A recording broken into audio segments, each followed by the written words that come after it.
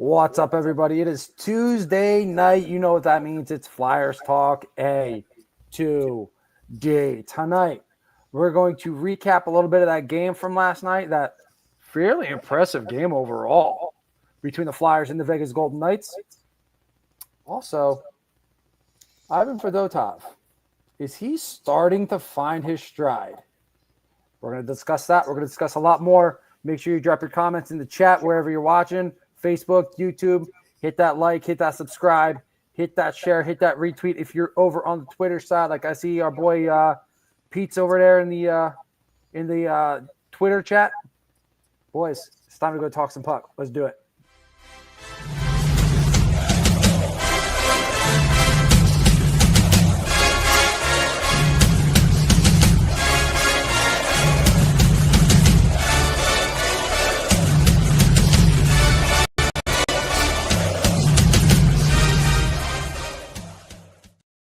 Welcome, ladies and gentlemen, to a brand new edition of Flyers Talk A2D. I am Matt Sinsuti, along with the Darkwing, Brian Daly. Fedotov? Maybe? Maybe? The Broken One, Rob Povia. Huge. I mean, big, ginormous. Part 2. And Humongous big. And Mr. Blue Shirt, Mr. Broadway, Mr. Switzerland, Big Bad Brad Ryer. And tonight's show is brought to you by, as always, Specialized Physical Therapy, the doc, Dr. Paul Vidal. If you got any aches and pains that are causing you some discomfort, then you might want to hit up the doc, because he's got two very good teams in both Burlington and Cherry Hill, New Jersey. Just look them up at www.specializedphysicaltherapy.com. Make an appointment, and after a couple of sessions, you'll feel as good as new. Specialized Physical Therapy. And the poll question for today is, Flyers goalie Ivan Fedotov is starting to hit his stride in the NHL. Every time you do that, I'm going to have to yell it. That's awesome. That's the exact reason why I keep doing it week after week. That's exactly why. You have to go. So, even though the Flyers did lose in a shootout, Fedotov, for the most part, has been kind of finding his footing, it seems like. Him and Kolosov both seem to have found a little bit of their game here at the NHL level, which is a good thing. Obviously, we talked about when Sam Ersson went down, how much of a big hit that was. Seems like the two young pups have stepped up here in goal. So, gentlemen, do you feel that Fedotov is finding his stride here? Do you feel like the big man is finding his way here in the NHL? Well, I'm pretty sure Heather's going to easily agree to this one. But I'm going to agree to it as well. I think he's, since the Tampa Bay game, has been borderline lights out, in my opinion. Defense has hung him out to dry a few times. A couple bad turnovers have led to goals. I don't necessarily fully blame him for that, but I think Fedotov has been really good for the Flyers over the last couple weeks. I think he's finally starting to get the angles. I think he's getting quicker, going side to side, being able to match up with some of the speed that some of the NHL guys here have versus in the KHL, and they have some speedy guys over there. But, I think he's finally starting to make some of those adjustments to the NHL game, and we're starting to see it. I think having the game that he had against Tampa Bay was a confidence boost for him, and ever since then, like I said, he's been pretty damn good. So I easily agree to this. I think he's starting to find his stride. All right, then. Robbie, how do you feel about the big man?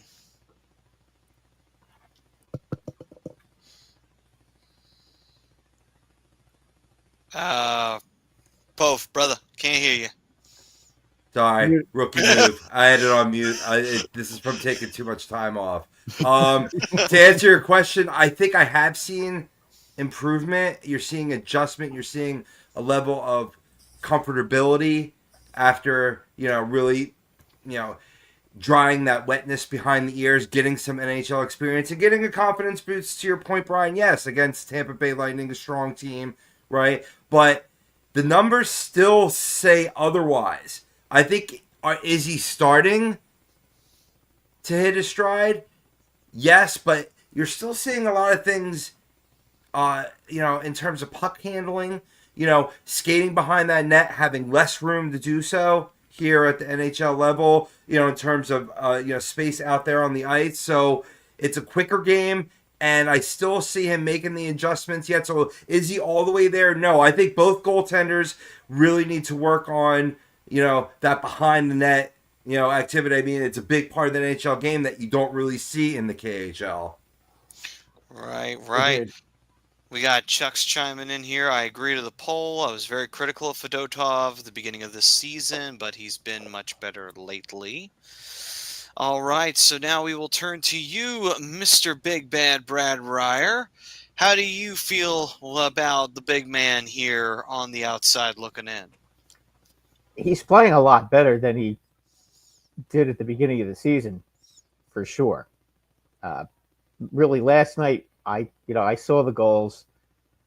They're all from the slot or, passes, and the guy's getting wide open nets. I mean, and Eichel's going to do that to anybody on a breakaway in the shootout. I mean, Eichel is one of the.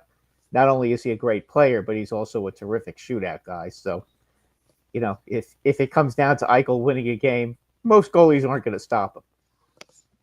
So, I mean, I can't really blame him for the goals last night. However, what I would say is this. Were they stoppable?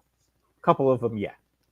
I mean, but at the same point, you can't let the opponent be getting shots in the slot all the time. Some of them will eventually go in.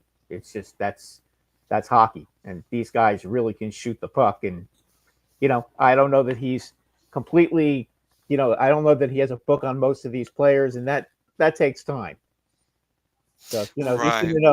he's going to know which one of these guys can really fire that puck. You can watch it on tape all you want, but once you're actually playing against these guys, some of these guys can really shoot, and I think he's just got to sometimes he's got to come out and cut down the angle a little bit when he sees guys shooting from the slot, or when he's expecting a shot from the slot, because that seems to be the ones that are going in on him.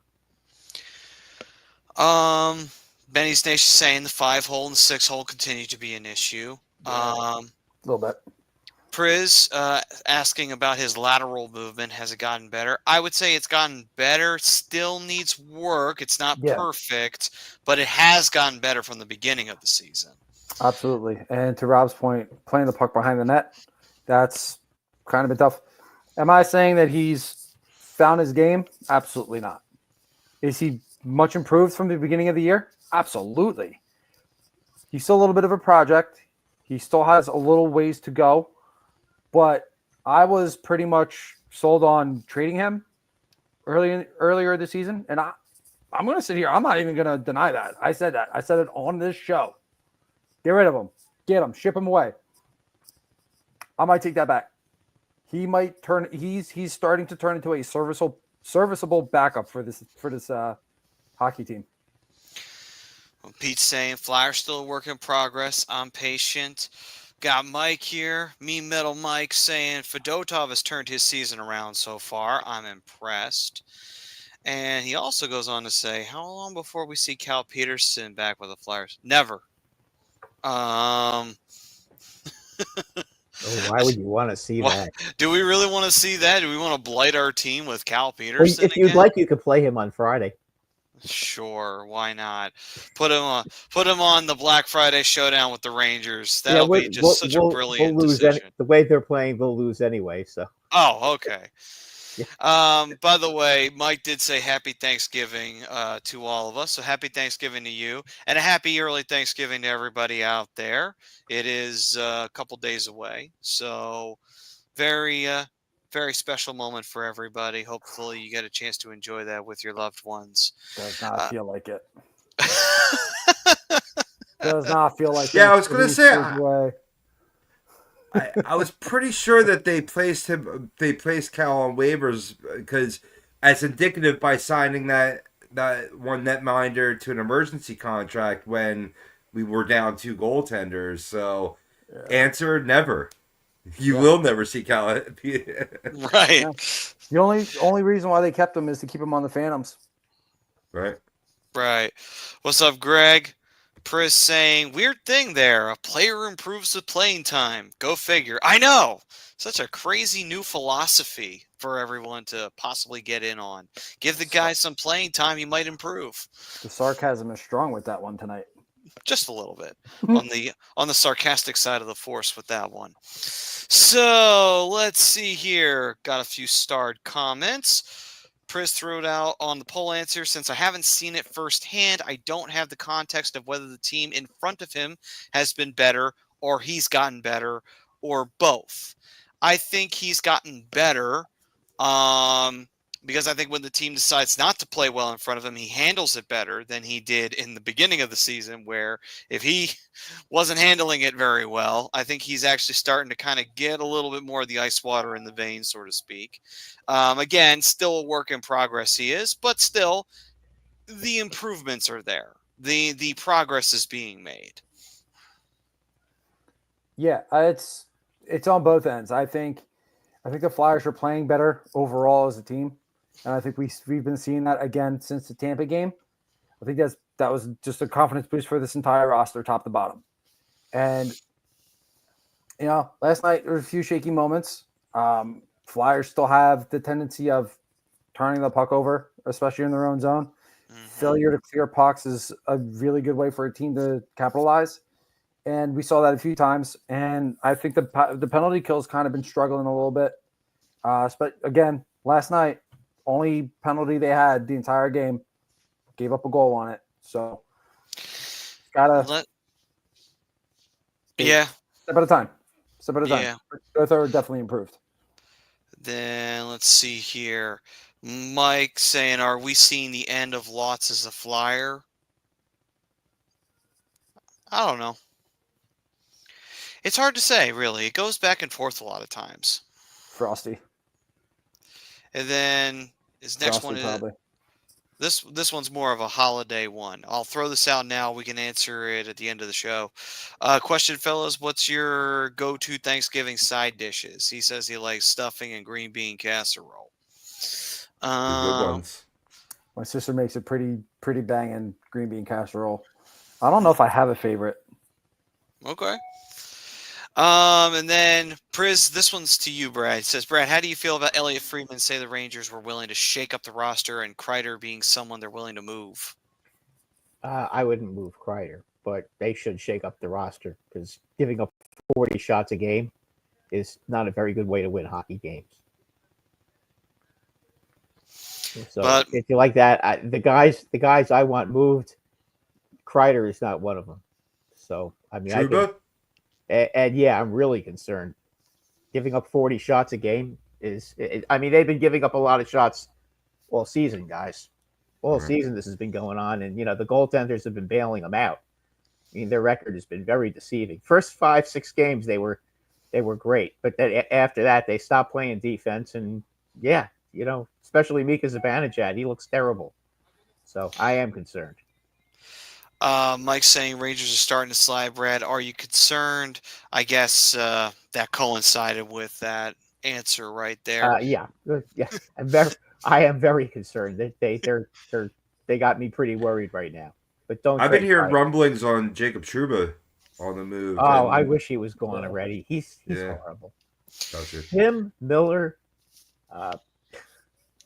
Zibanejad, Lindgren. Between all of them, do you know they only have 2 goals scored by their defensemen this year? Really? Yeah, wow. Only 2.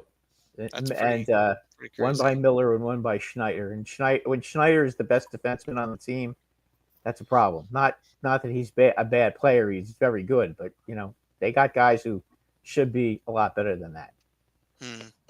So.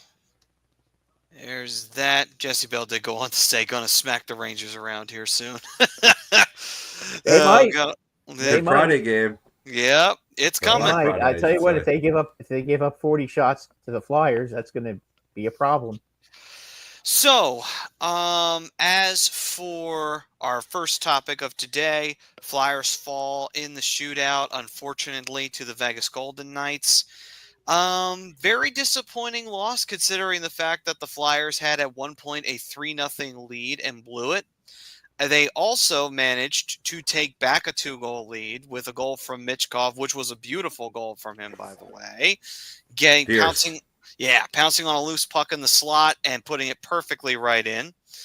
Unfortunately, that goal does not hold, and eventually we get ourselves a tied game, which then leads to the overtime, and the Flyers had a tremendous amount of opportunities in overtime. They score on none of them, unfortunately, even when they went on the power play. And then, as usual, throughout the history of the Orange and Black, the shootout turns out to be the Achilles heel.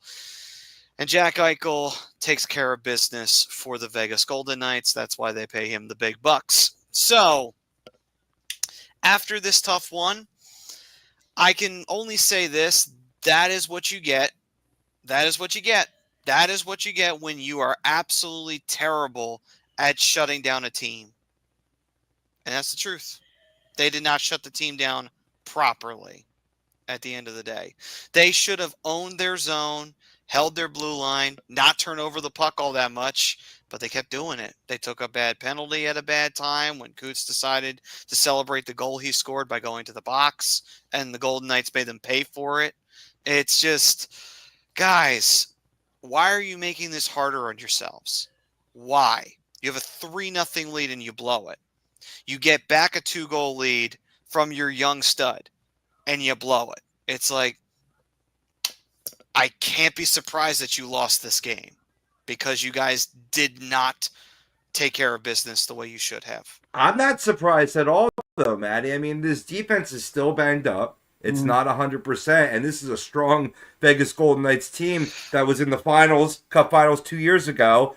Last year, got early round knockouts, so now they're fresh to the point of the broadcast. They are talking, JJ and Boosh were talking about that, and, you know, ultimately this team,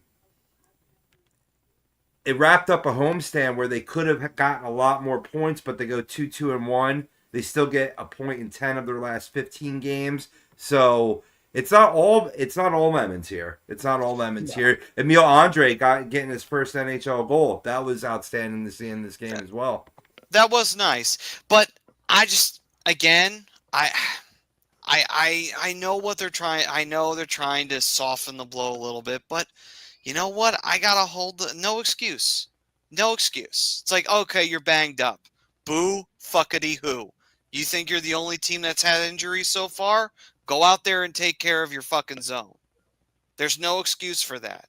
3-0 lead. You get a 2-goal lead back. You still blow it.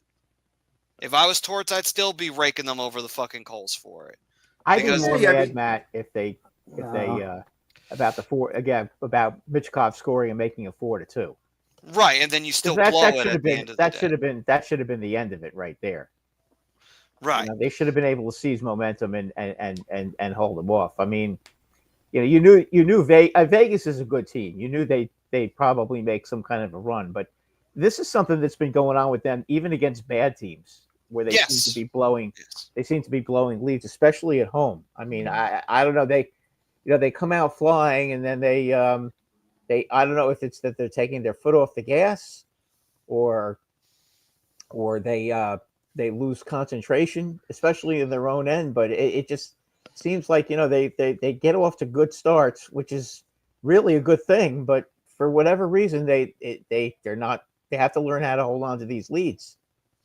And then there was also there was one really bad goal that Fedotov let in, and that was a real bad angle shot that should not have beaten him. Which is why when Priz asked earlier about his lateral movements, like, it's gotten better, it is not perfect. Don't get me wrong. Was the defense playing well at that moment? No, they absolutely weren't. But Fedotov did kind of have that area of the net covered. It should have probably not gone in. There are just a couple of moments here and there where you kind of just scratch your head, just like, ugh. Oh, are you speaking of the one that hit off his blocker and then squeezed through? Yes. Yeah, I recall that, and that was vital there too, because that's a late second period goal that all of a sudden goes from a 4-2 lead to a 4-3 lead, and then lo and behold, what was it? Tyler Bolton, I think, tied it up in the third. I think so. I think it was him. But in either event, right? That anytime you get those goals, it's you're like just to Brad's point. 4-2 is where you close it out, and I mean that's a tough task against a strong Vegas Knights team, and your defense isn't 100%. But that's no excuse. You got to do, it's next man up mentality, and you do have Cam York back in the lineup, right? You do have Travis Sanheim, who I attacked him a few weeks ago, saying that he is not that elite defender to match, what elite offensive presence Mitchkov brings. But he is a good, solid 1B, and he's shown, that through outstanding play, and I believe topping 30 minutes twice on the season. So, I mean, you got to shut down teams, and you got to finish when you get scoring opportunities. I see that being the two faults of this young Flyers team. No, right. I totally agree with you, because you know what? When you go 0 for 3 on a power play, I've realized that this is a very we're throwing good around. This team is elite. Yeah. Top to bottom. This team is elite. And the Flyers outshot them in 2 of 3 periods. And they were also better in the face. Well, they weren't better. No, Vegas was like a point better in the face-offs. But this is a team that pretty much had everything on their side as far as statistically looking. If you're looking at the stats, everything was in favor of the Flyers. Very winnable game. But we can sit there and be like, oh, the team needs to close it out. And you're right. They need to figure it out. They need to stop playing sloppy and realize they do have more time than they think they do. They can not turn the puck over because they're rushing to play. But for me, got to figure out a way to score on the power play when they give you 3 opportunities. Plenty of momentum swings. But, boys, let's be real. Those savable pucks, it was just a night that the bounces were going Vegas' way. Flyers played good enough. They played it very good enough to get that win last night. But the bounces just went Vegas' way. Flyers did a very good job of answering all the goals that got sent their way. 3-2, Mitchkov, Mr. Cold-Blooded, finished his opportunity there. And Vegas just got another bounce to go their way. It's hockey. It is what it is. I don't think there's as much to be upset about in this game than we think there is. I think this was a very good, solid effort from this team. Scoring 4 goals against this team is not easy to do. It's just sometimes the bounces just don't go your way. And the funny thing is, too, I mean, they faced off with Samsonov. Samsonov had actually been playing very well for Vegas going into that game. Yeah, he had been devastatingly good. He was a little shaky. He was a little shaky early. He was, and the Flyers did take advantage of it. Full advantage of it. Yeah. But it seemed like he got better as the game went on, though. He did. Yeah, he got comfortable. He made a couple of real good saves, and that started to get his rhythm back. And that's the other thing too, Matty, is I don't know what was said to him between the periods. Second period, he locked the hell in. He did. And they had so many scoring chances, so many quality scoring chances against him that he wound up making the save. Them's the break sometimes. I mean, in overtime, he made a couple of unbelievable saves that, it's like, geez. 2-on-1s, he just turned it 3-on-1s. on. He was just he was locked in from the second period on. But with that being said, overall, though, as frustrating as the loss is, like you said, Bri, the effort was there. We knew it was there. And like you said, Rob, there were positives to pull out of it, like Emil Andre getting his first goal. And overall, there were good things to pull from this. And this is going to be another learning experience for a young team that's still figuring out everything and still putting pieces into play. Priz does bring up one thing, though. He does say how much of that is on the captains and the alternates. I will say this, though. Coots taking a bad penalty at a bad time, that right there is something that I will reflect on big time. Is just say, like, that should not be happening when you're the captain. Yes, I know captains are not perfect, but you just gave Vegas the great chance to get back in this game. What the fuck are you doing? It's like, I know I'm hard on Coots, but there's a reason for it. It's like, Right. I know what you can do. That ain't it. You can do way better than that. But anyway, the point Well, he being, did take he took accountability though. he did. You're right. He did. I'm not saying he didn't. I mean, should he? He gives a bad turnover, then the penalty, and next thing you know, it's a 4-3. It's 4-3 going into the third. If you're up 2 there, it's probably a tougher comeback for them in the third. I take responsibility for that one. He was saying in the post game. So yeah, I get it. That's good. That is good. Let's eliminate those mistakes though moving forward. So I'm not belittling your point at all. Right. No, I get it. And that's the thing. Like, it's just those tiny things kill you. It's the little things that kill you in the long run. It's just like one little mistake and everything changes. That's how hockey works. I mean, I don't want to harp on him too much either about that because he was the only penalty called in the game. Outside of that, the team played a clean game. So, I get it. It's just it is such a bad timing. It was so bad when he took that. And the goal, too, was not pretty. So it's just like, ugh, that's a terrible combination right there. No, he played a very good game overall. So, like I said, I'm not going to harp too much on him for taking that penalty. It is what it is. You just got to be better with your stick, have better awareness. Benny's saying, don't want to keep harping on it, but Tippett still can't find the net. Torts has no problem sitting guys. Might be an option for Tippett. I will say this. I don't think every time Tippett hasn't been able to score has been completely his fault. There's been times where he's had golden opportunities, but the goalie he's trying to score on decided he wanted to be the best goalie in the world that day. And he just stops all of his quality chances. And there have been some great ones that Tippett's had. He's been robbed a lot this year. Mm-hmm. A lot of goalies just seem to make good puck saves luck on. either. Yeah, which is, I think that's pretty much what I'm saying. It's like the puck luck is just not been on his side. The effort's still there, though. That's the thing that I think Torts has really taken into account, is that it's like, yeah, maybe it's not always resulting on the score sheet, but Tippett still has that drive. He still has that focus of trying to get that puck on net and trying to score. It's just that either a goalie plays big and manages to stop it, or a bounce just doesn't go his way. It's been happening a lot to him this year. Yeah, you just got to keep at it. Squeezing the stick a little too hard, as they say, is a cliche. Sometimes the puck doesn't settle perfectly for somebody, then that puck takes off.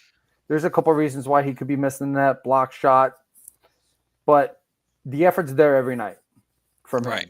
He wants to be good. He puts himself in good position. He has good vision, so he's trying to make plays even though he's not scoring. The goals will come. He just has to keep grinding. The goals will come.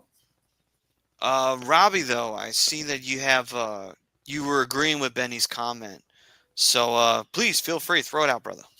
Oh, for Owen Tippett? Yeah, I mean, if he's squeezing the stick a little bit too tight right now, which is what I'm seeing, right? He could use a breather, right? That's how you balance with this young team. He's still a young player. He can dress in a suit and watch from above.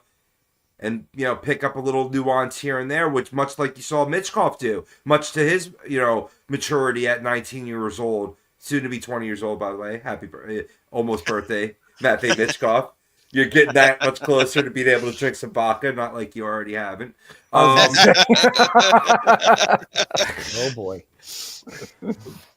But I mean, I think that's part of, whether you like it or not, that's part of Torts' coaching style, right? And it's going to benefit guys that need to work need their workload being managed like Mitchkov. But even Tippett, who's been in this league for 3 or 4 years, you got to earn your spot. And we saw Frost respond well to being out of the lineup and coming back. First against Chicago, maybe auditioning for the Blackhawks. Some may say, but at least. David Yanchuk coming back. and then potting a goal against these tough Vegas Golden Knights team that's been pretty good on the road away from the Vegas Strip, surprisingly. So them coming in the Wells Fargo Center and pulling out the shootout win. But I don't know. I think anybody you got to keep the competitive juices flowing where you play quality minutes, you're going to continue to play. And we've seen that with Joel Farabee being raised up the pecking order in the lines. And you're seeing that with playing time for a fourth line that's coming together well with Hathaway, Paling, and Lawton that, really drumming up a lot of scoring chances and high danger ones at that. Yep. You can also get all kinds of high quality, scoring opportunities by hitting like, subscribe, and subscribing to everything the A2D has to offer. We got everything for everybody. Baseball, hockey, basketball, Eagles, football, Saquon being Saquon, breaking records left and right. All you got to do is hit that like, hit that subscribe wherever you get your A2D, whether it be live on YouTube, Facebook, Twitter, on our Instagram. Can't catch us live? We got you on podcasts. So wherever you get your podcast, get your A2D. So hit that like, subscribe. Let's go. Be a part of the conversation. So,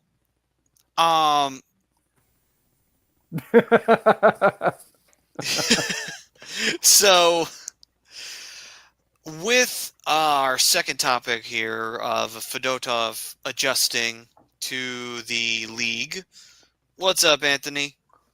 What's up, Ant? Where you been? Where you hiding? We got Sam Calorie saying Farabee should be the next player to sit. He's not finding the score sheet, but I kind of like the way that he's been playing lately. He's getting some scoring chances. He just can't find the back of the net. Guys, I think Tortorella knows when to sit guys. Okay, he's not shy. Yeah, that's for sure. He holds guys accountable. I wish he was coaching my team right now because there's a couple of guys I'd like to see sitting and they're not. So. Let's see. Benny's saying, any idea what the Pens would be talking to the Flyers about what piece would be looking for and vice versa? Well, I don't think it's anything drastic, honestly, because I don't think even though the Penguins are dead last right now, I highly doubt that they're talking about giving the Flyers much. So, I mean, the only thing that I've heard is nothing about Pittsburgh. Farabee and Brink possibly to Minnesota. Flyers linked to David Yarechek from Columbus. Frost to Chicago. Those are the rumors that I've been hearing kind of swirling and picking up some momentum. But I've heard anything between Flyers and Pittsburgh. Be an interesting move, though.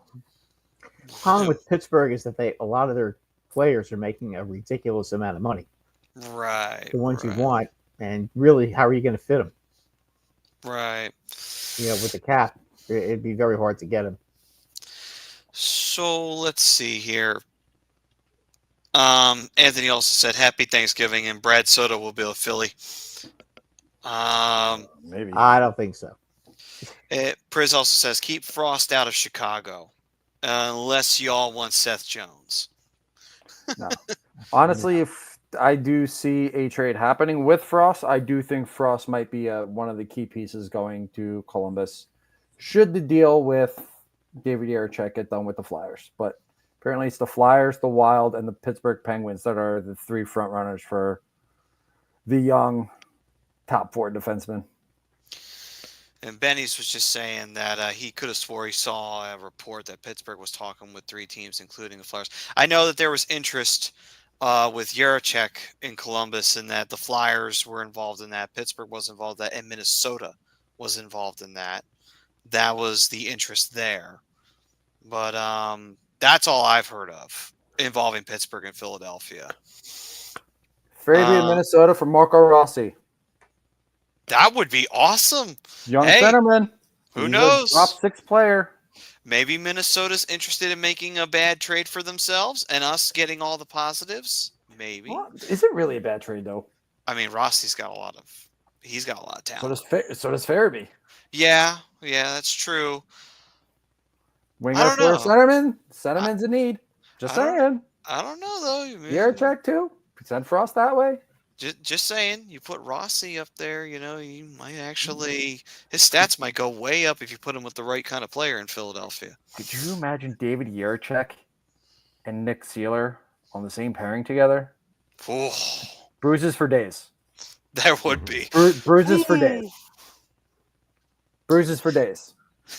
By saying Jersey, frosted jersey for Jack Hughes. Yeah, because the Devils tripped and hit their head somewhere. But anyway, maybe if the Devils were still wearing the green and red, we could possibly work that deal. But no, unfortunately, they don't do that no more. I don't think Tom Fitzgerald is that dumb. No, unfortunately. He's picked up some pretty good young players on that team. So despite Anthony's hatred of the shootout, Heather was saying that her boy's been looking great in the NHL. So to throw that out there to you gentlemen, not just Fedotov, but as well as having Kolosov up here now, even though with Ursing, and the possibility of him coming back and everything like that, which is of course likely. How do you guys feel about taking our time with Urson as we've been doing so far? Do you still see it where maybe, just maybe, we still rock with Kolosov and Fedotov, even if Urson's back to playing pretty routinely? Maybe rolling with the two young players, let them have more time to work in Philadelphia? Or do you still feel like, you know what, Urson's still the starter, bring him up as soon as he's available, and we'll see who gets the backup or the tandem spot with him? Or do you go real ballsy and rock 3 goalies? Where's your guys' mindset at on this? I think it's the 3, and I think it's because they're managing Koloslov's mentality. Mm-hmm. No. I'll leave it nice like that. Positive. Okay. I'm with Robbie. I think they rock the 3. Got to remember, before even coming over here for training camp, it's again situation similar to Mitchkov, similar to a lot of the players this year that we're seeing. Load management, allowing Kolosov and Fedotov as well to not only play these games, but see the game from up high to see some of the angles. I really think since bringing Kolosov up, that's a part of where you saw Fedotov kind of kick it a little bit more into gear. Because he knows now, this spot's not mine. I got to work a little bit here. Which is good, which is what we want to see. We want to see Fedotov be a good goalie in this league. We want to see him be productive. We want to see him get this team some wins. So I think by rocking the 3 and giving some of these guys the opportunities, especially the guys coming from the KHL, both guys coming from there, seeing a different game, seeing the rink from a different view, seeing the angles of the shots and the pucks coming in, can be extremely beneficial for these guys. And I know it's going to be a different view when you're actually in the game, but just seeing it from a distance sometimes is extremely beneficial.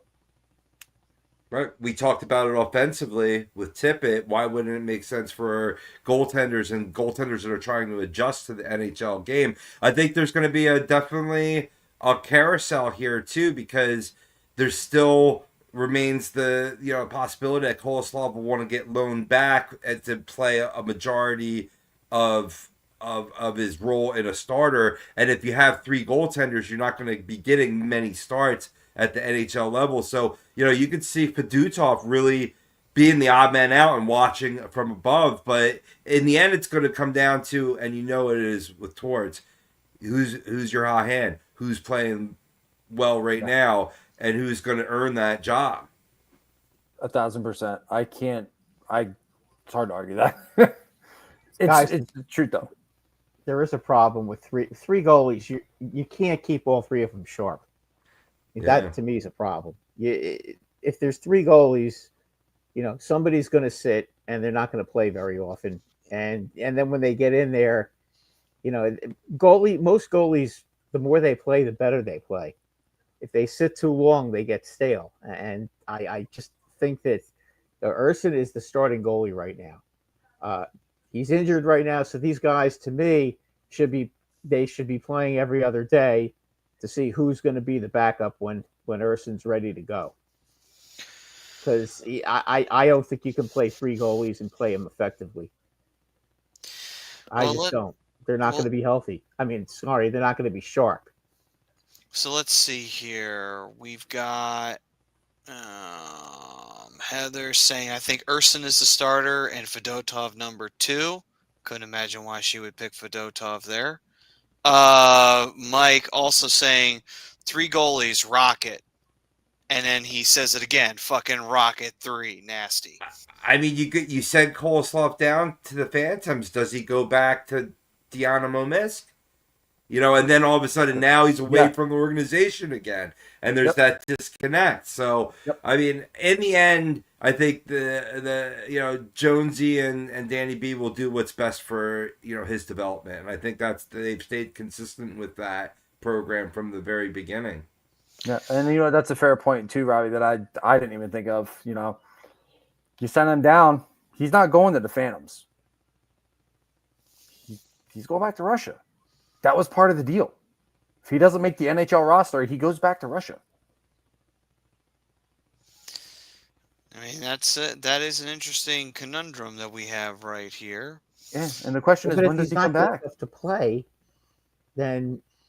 Well, I mean, if he's not good enough to play, then at that point, but the problem is you don't know when he's going to come back again. If he doesn't earn the position, I mean, you got to earn your minutes. I mean, that's especially when it comes to goaltending. If you're not sharp, you're not going to play. I understand that, but at the same time, you might lose Kolosov forever. But if he's not as good as Urson, and you can't have 3 goalies playing at the same time. For a rebuilding team, why not? They're not going to be sharp. That's not the point right now. If Kolosov gets sent down, he doesn't go to the Phantoms. He goes back to Russia. If he goes back to Russia, there's a chance he doesn't come back. You don't have to send him down. You can keep 23 players on your roster. Then what are you going to do with them? Just sit them? Well, listen. Are you gonna have 3 of them active in a game? No, you're gonna have one back. You're gonna rotate Fedotov and you're gonna rotate Kolosov, and you play whoever's hotter. So then they're gonna be playing. So Urson is going to be playing most of the games, correct? Probably. Okay, maybe every third game is going to be Kolosov or Fedotov. So that means they're sitting for 6. That means they're going to be one guy's going to be sitting for 6 games.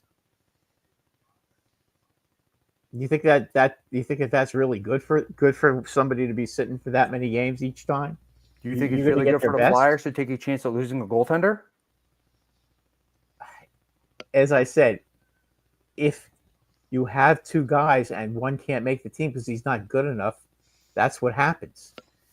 I get that. But it's not like you can send Fedotov down because then he's got to clear waivers. What if somebody claims him on waivers? Then you're screwed out of him.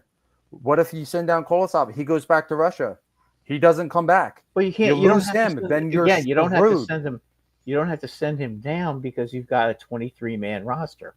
All I'm saying is that something has to give here. You can't have 3 goalies. You just can't. Princess trade Urson to Chicago. Problem solved. Well, unless one of those guys can prove that they're a number 1 goalie, Urson's the goalie. Urson's not even a number 1 goalie. He's a tandem dude. He's not a guy you're going to feature. Kolosov or Fedotov could potentially be. Kolosov more than Fedotov. Fedotov, to me, is just proving he's going to be a solid backup. He's going to be an Anthony Stolar. Well, John which Malmos, is not a bad goaltender to have. Well, John Malmos is saying, and how long before Igor Zavragin comes over? And he's saying a goalie logjam. Oh, 2 or 3 years, probably. He's 19. He's 18 or 19. There's no rush for him. Heather's saying we can't afford to lose a goalie yet. Three goalies is too much. Damned if you do, damned if you don't. She's right. It's better to keep 3 up here and rotate them on a team that's not expected to make the playoffs. Let them develop a little bit. Let them play as much as they possibly can instead of sending 1 of 2 down where you lose 1 of 2 of them. It's a double-edged sword. So for me, it's you play them. Just play them as much as you can. Just play them. Because again, you send him back to Russia, he gets a bitter taste in his mouth and says, I'm not coming back. You send out Fedotov, there's a team out there that'll take a claim on him because he's not on a 2-way deal. He has to clear waivers. He won't clear. Somebody will take a chance on him. And then you're screwed out on him. It's nice to have the pipeline with Bjornsson coming up. He's probably about 3 years away. Zavragin's probably about 3 years away. Urson, I think, is on a contract year. You have another year of Fedotov after this. And Kolosov is on his entry-level contract. So do you guys think that after all this drama that's happened with Kolosov, that from this point forward, the Flyers organization is done drafting Russian goaltenders? And that from this point forward, if you are not Canadian, American, or from any other European nation that is not Russia, you will not be drafted by the Flyers as a goaltender? I don't know. Swedish league, too. Swedish league. There you go. There you go. Yes, absolutely. From this point, it's just Swedes in goal for the Flyers. No, actually, in seriousness, Maddie, I don't think so at all. I think really, if Danny B and Jonesy are smart, they're gonna, get, the cornerstone here in terms of relations with the KHL and Russian players, because we can be a source where we're cherry picking the best of the best that all Russia has to offer. Then all of a sudden, I hate the analogy, but this becomes the Detroit Red Wings of the 1990s. I mean, that team did win 2 straight cups, so that's a bittersweet. Yeah, unfortunate. It is bittersweet. Are you going to get Dominic Hasek to play goal again? Well, Hasek's checked though, so you could still ban the whole Russians and still get a Dominic Hasek at the end of the day. That's true. So I mean, was it Fedotov or Kolosov who stacked the pads like Hasek did last week? Like Fedotov. You already have it. You already have them. Which has been good to see in terms of we're talking about like him taking strides here in the NHL and his development. Has he been coming up larger in net while down on the ice? Yeah, we've seen him make a few 10-bell saves while being down and out. So that's good to see. That's true. Yeah. That's true. What's up, Tommy? Hey, Tommy. Meanwhile, Heather's freaking out. She's like, we are not losing Fedotov. We can't. That's what she said. So, apparently, if we lose Fedotov, Heather is going to declare war on the Flyers organization. And Danny and Jonesy might have a hit put out on them. So she might actually do that too.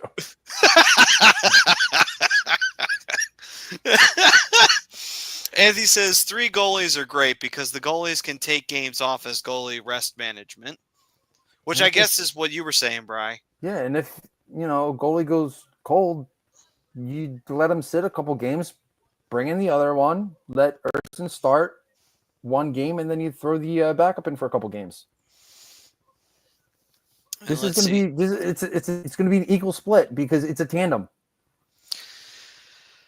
John's saying happy Thanksgiving. Happy Thanksgiving to you, John. John, same to you. Stay warm. Some cold air is moving in after Thanksgiving. That is true. Yes, you stay warm as well, John. Pris says Finland. Finland has produced some nice goaltenders, so that's true. You could always a little love to the Scandinavian, countries out there. They've produced some pretty darn good goaltending talent. Pris says Sweden that's where has I'd look has for had some talent. really good goalies. Oh yeah, very good goaltenders have come out of Sweden. Freddie Anderson came out of. Oh, wait a minute now. Sorry, Denmark. But anyway. Oh, Lundqvist. Damn. Let's say Lundqvist is the greatest example, right? For Dallo. Sweden, yes, absolutely. I think he's got to be like the measuring stick for Swedish goaltending. Damn. Yeah. The Freddie Anderson. Oh, no. My bad. Sorry. Listen, watching him self-sabotage in that playoffs has soured me on him forever. But anyway, so... How do you think I feel? Yeah, you actually had him at one point. For multiple years. And multiple Blake during the playoff regular runs. season. Multiple playoff runs. Got beat. Game 7. Where'd he go? Where'd he at? By the way, Mike says the Gulag line should be the name of it. Yes, I agree. Anyway, Bratva. Heather says damn straight, by the way. I'm guessing for the hit. Oh, boy. Anyway, Priz also says, how could you lose him? He's 6'6". That's a big son bitch. You're damn right it is. You're pretty hard to lose that guy. 6'9", 7 foot on skates. Jeez. You ain't missing him. Oh, let's see. All right, so I know Mike was asking for it earlier about Bonk and Barkey. I do have Bonk's stats up here real quick, just to give him a quick update currently, what's going on with him. So Bonk right now playing for the London Knights as an alternate captain. So far, 19 games played. He's got 5 goals, 12 assists for 17 points. Pretty good. That is pretty good. And he only has 12 penalty minutes on top of that. He's projected in 64 games to have 17 goals, 40 assists, and 57 points. So That's tremendous for a defenseman. what do you guys feel? You feel like he's on that pathway right now with 19 games played at 5, 12, and 17 to eventually get to 17 goals, 40 assists, and 57 points? That might be asking a lot. Get me 40 points and I'd be happy. Juniors. London Knights are one of the best programs in all of juniors hockey. It wouldn't surprise me one bit. That's true. That is true. They are one of the better ones.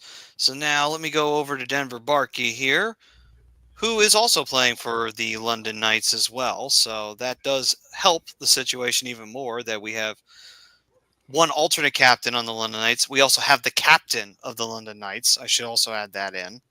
I was going to say, isn't Barkey the captain? Yep. So that So, makes it even I thought so. better that these two are in prospects in the Flyers organization. I thought so. And he has played 18 games. He has 3 goals. He has 19 assists for 22 points right now. He also, ironically, has 12 penalty minutes. And he is projected to go in 63 games, 11 goals, 67 assists for 78 points. That's where his projection's at. Okay. I like seeing 2 young prospects in leadership roles, right? Playing together, right? And I think there's a real strong possibility with Bonk as this defense, continues to be, malayed by injury, that, does Bonk get a chance up with the big club towards the end of the season, especially if the Flyers are still on the outside looking in when it comes to the playoff picture? I think so. You really Yeah. want to burn a year of his ELC though? He's got to play. It depends on how many games he plays. He might not even burn a year. Yeah, no, you have to play 10, what is right? the requirement? I could look If you that don't up. play 10, I think you're okay, right? Yeah, but I think it's different if it's in the middle of the year. Yeah, you'd have to check. I'm not sure about that. Well, even all right, let's say it's under 10 games towards the end of the season, too. I mean, based on what we're seeing right now, being outstanding numbers for a defenseman, I'm eager because I really get a feeling that, this kid could be potentially that elite counterpart to Mitchell. You might see him after the trade deadline. Right. Who dat? Bonk? Bonk. Probably not. If they're gonna at give him a all, it's shot. probably. Well, realistically, he's already got called down the juniors. I don't think he can be called back up at all. I think he's down the juniors for the year, and the next chance that he can be a Flyer is training camp. Oh, It's not like he's playing in. Oh, Yeah, okay. It's not like he's playing in the AHL. There's no call up for juniors. The only way that happens if they haven't actually.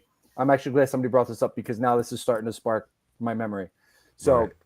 if he did not sign his ELC, and he signs it after the junior year or the collegiate year is over, they have an opportunity to come right to the big roster because this is what Cutter Gauthier did.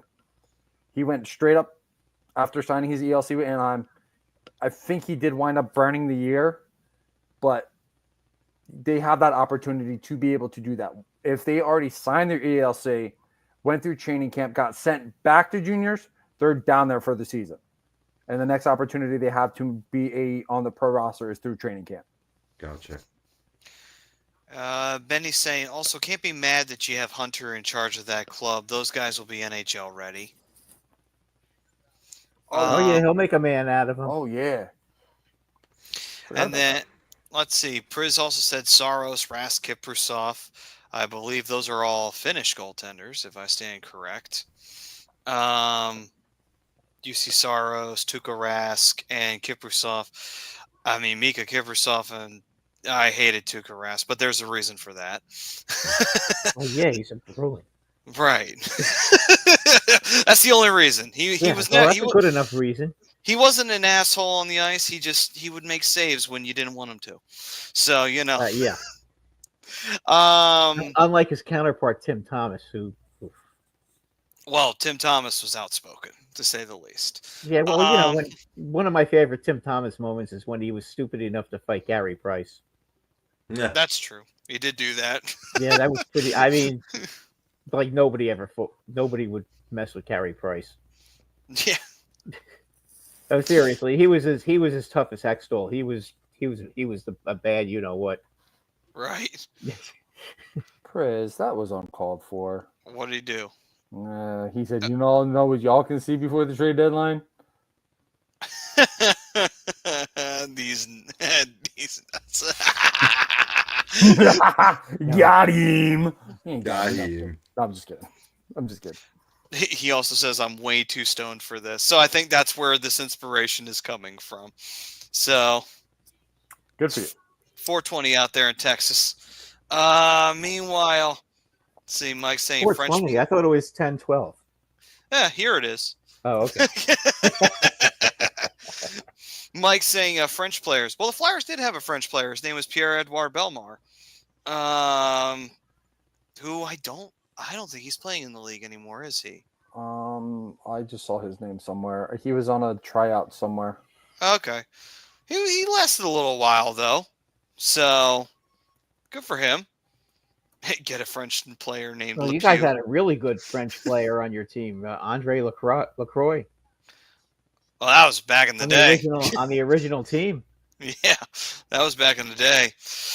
Mike also said a Japanese goalie for the Flyers. So are the Flyers going to get like the Shohei Ohtani of goaltenders, where he can play goalie and he can also score like 30 goals a season? I'm just saying that'd be amazing if the Flyers could pull that one off.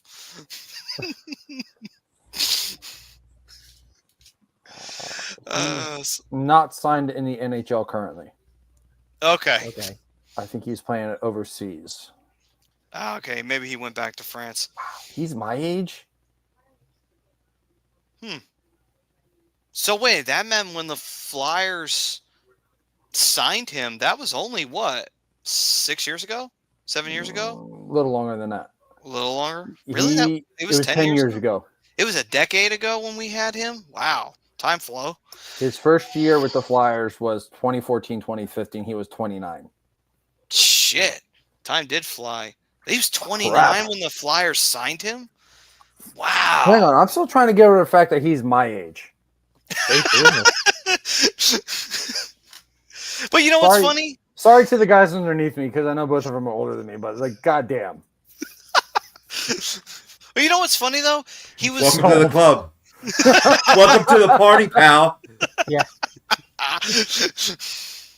And eventually it becomes a tea party. Yeah. I could go for a cup of tea right now. I could do that.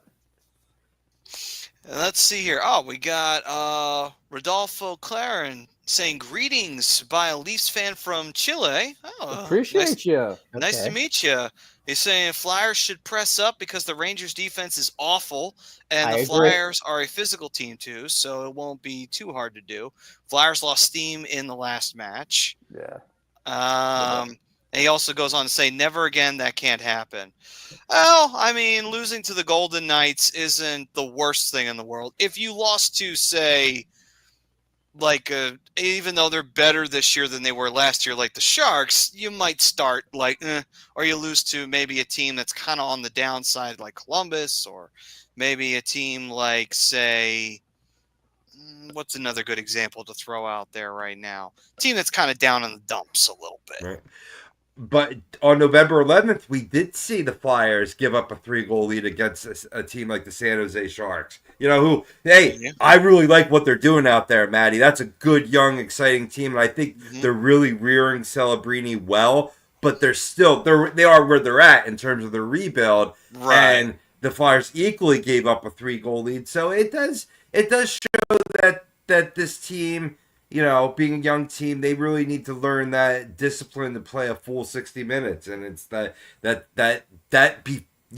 goes over the radar of some of the vets in this league. So Yeah.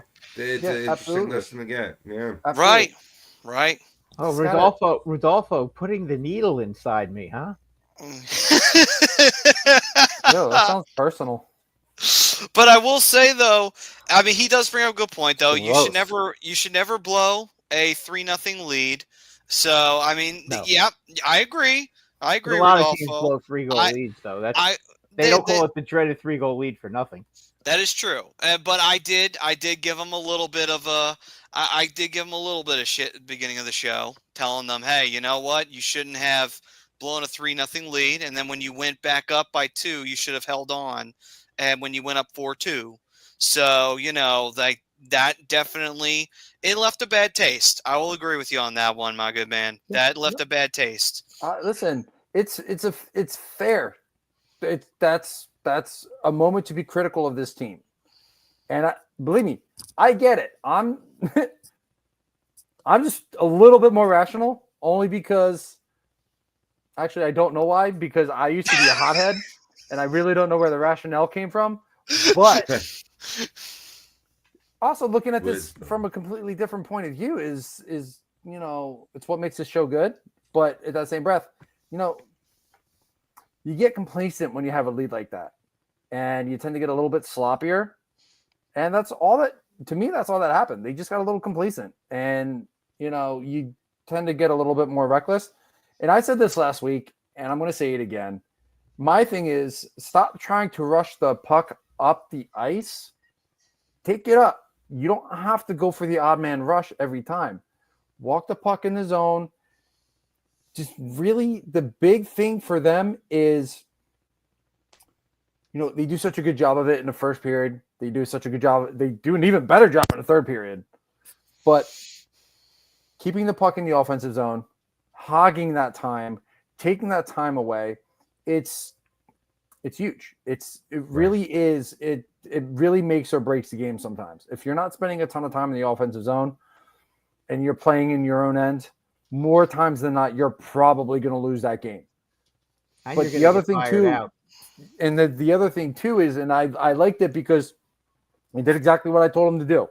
Get an early lead. Get an early lead. Get on the scoreboard first. They did that. I loved it. Now that they have the lead, got to figure out how to hold it. Got to hold it. Right. Lesson to be learned here from a younger team. And I'm talking about the lead, not anything else. Right. Wink. Ew. I think you read Priz's comments. I know you did. But anyway, San Jose did a number on LA the other night.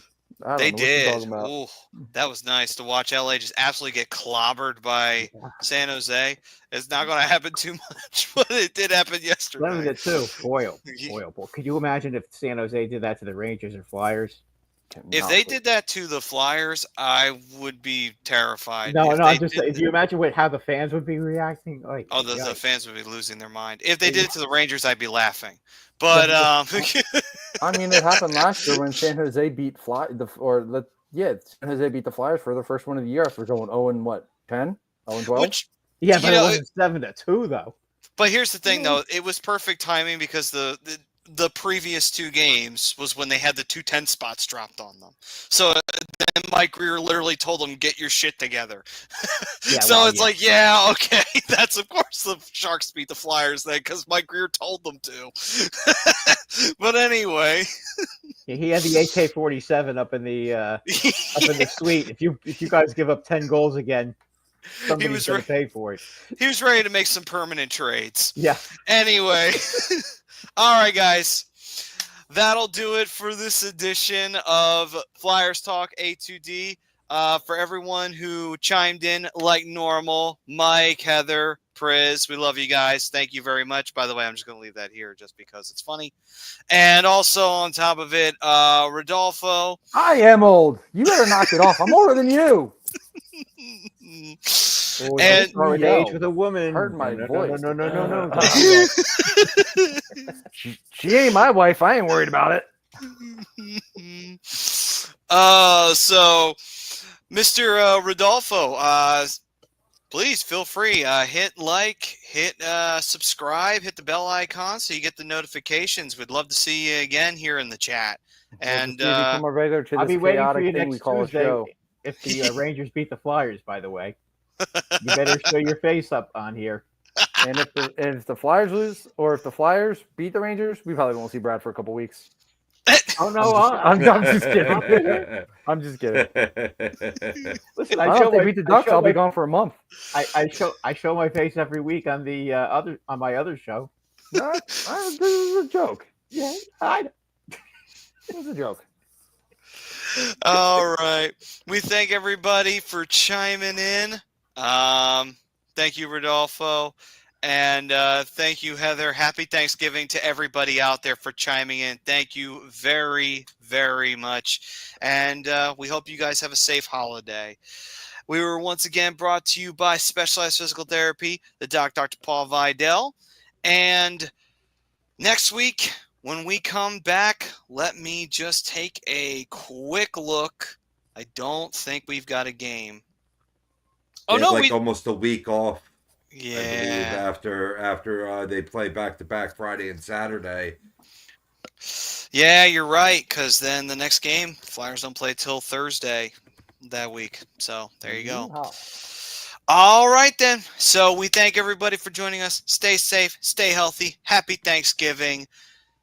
Appreciate everyone you love, and enjoy your holiday. We'll see you guys next week.